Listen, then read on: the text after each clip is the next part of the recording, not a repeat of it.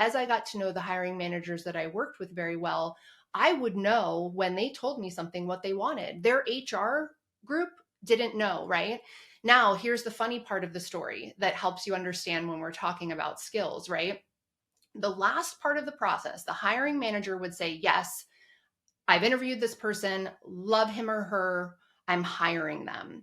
The last part of the process was for me to work with HR. And the way we would close out what's called a job rec, which is the job posting, is I would have to take this person's resume, submit it online. And most often I would have to work with them because this was not a process they were familiar with at the time. I would literally sit down at a big desktop computer, help them do this.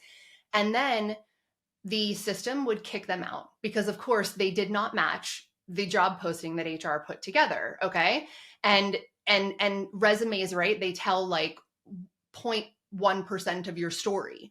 And so I would then have to call up the person that I knew at HR and say, hey, submitted this resume. You got to go in there, put it to the job, close out the job. And that happened every time. I'm not like every single time.